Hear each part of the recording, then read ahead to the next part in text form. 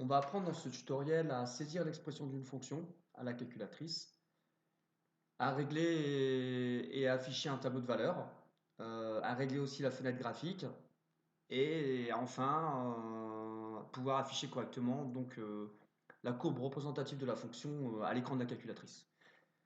Pour ça, je vais reprendre tout simplement l'exemple que vous avez dans la fiche méthode que j'ai distribuée en classe, hein. C'est-à-dire que je vais reprendre la fonction f définie par f de x égale 0, moins 0,1 x carré plus x. Et l'ensemble de définition, c'est 0,10.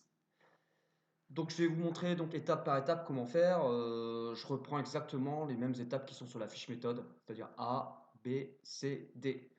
Donc oui, tout est décrit vraiment en détail sur cette fiche, mais moi je vais prendre le temps d'expliquer aussi oralement comment on fait, comme je l'expliquerai en classe.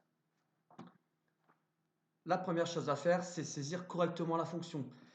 J'ai trop d'élèves qui se trompent dès la saisie de l'expression de la fonction à la calculatrice, tout simplement parce que c'est des étourderies, des erreurs de signes, voilà, plein de choses qui peuvent arriver, donc faites attention surtout aux signes. Pour cela, on appuie ici sur la touche en haut à gauche, donc f de x, et en y1, c'est là que je vais saisir ma fonction. Ma fonction, c'est moins 0,1 x carré plus x, donc le petit moins là-bas en bas, 0,1. C'est cette touche-là qui permet d'accéder à la variable x, donc toujours cette touche-là, x carré plus x. Voilà, une fois que c'est fait, on vérifie bien que ça correspond à ce qu'on a sur le papier, hein, pour être sûr qu'on ne s'est pas trompé. Ça vaut le coup de vérifier, de prendre 5 secondes pour vérifier que tout est correctement saisi. L'étape A est finie. Maintenant, en petit b, on va régler et donc afficher le tableau de valeur. Donc je veux un tableau de valeur.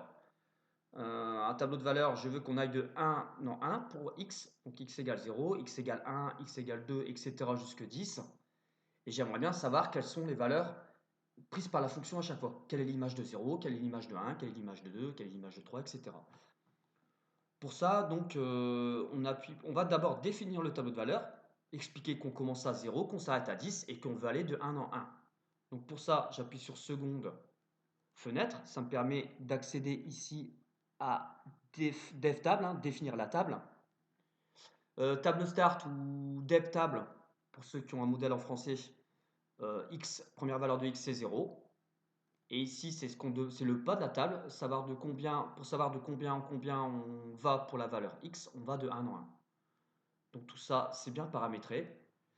Ici, maintenant, pour afficher la table, vous voyez, c'est en jaune ici, en bas, en haut à droite, pardon. Il suffit d'appuyer sur seconde graphe. Et j'ai mon tableau de valeur qui s'affiche. Ça correspond bien au tableau de valeur que vous avez sur votre document. Heureusement. Une fois que c'est fait, on complète la question du prof qui souvent va te demander d'afficher un tableau de valeur, soit de lui montrer ou de recopier les valeurs dans une évaluation par exemple. Maintenant, j'aimerais bien afficher la courbe. Vous voyez ici en bas à droite que si je ne règle pas correctement la fenêtre graphique, j'ai un morceau de la courbe ici. Et j'aimerais bien que la courbe soit centrée vraiment sur tout l'écran de la calculatrice. Pour ça, on va donc appuyer ici sur la touche fenêtre. Donc je suis à l'étape C du document. Xmin, la plus petite valeur de x, c'est 0, parce que la fonction est définie sur 0,10. Donc pour x qui va de 0 jusqu'à 10, xmax, donc 10, hein, on voit ici qu'on a recentré déjà la courbe, pour x qui va de 0 à 10. Xk, c'est les graduations, c'est-à-dire que, en gros, ici, à chaque fois que j'ai un petit trait, ça correspond à 1. Si je laisse xscale égale 1. Donc à chaque fois que j'ai ici une graduation, ça correspond à 1. C'est l'échelle, l'unité graphique. Ymin, la plus petite valeur qu'on retrouve dans le tableau de variation, c'est 0. Voilà, et Ymax, j'ai pas besoin d'aller jusque 10 parce que je me rends compte dans le tableau de valeur que la plus grande valeur qu'on retrouve, c'est 2,5. C'est pas forcément la plus grande valeur, on va pas forcément la retrouver dans le tableau de valeur. Mais on reviendra là-dessus plus tard, hein, j'aurai plein de choses à vous expliquer. En attendant, vous pourrez prendre ce que le prof vous donne Donc sur le document, il vous demande de prendre 2,6 pour y max. Et y scale, les graduations, si je laisse y scale égale 1, ici, ça veut dire qu'à chaque bâton, à chaque petite graduation, ça fait 1. Regardez la petite différence, ici on va mettre 0,5 pour voir. Ça veut dire qu'à chaque fois que vous allez avoir ici un petit bâton, ça va correspondre à 0,5. 0,5, 1, 1,5, 2, 2,5. Voilà, j'ai pris Y max 2,6, donc vous voyez, j'ai un tout petit peu plus que 2,5.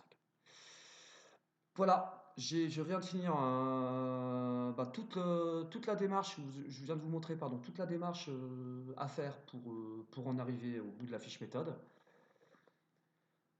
et afficher correctement donc la courbe représentative d'une fonction à la calculatrice lorsqu'on connaît l'expression de la fonction, c'est-à-dire la formule du début. Après, ce sera à vous de l'adapter à chaque fonction qu'on traitera en classe.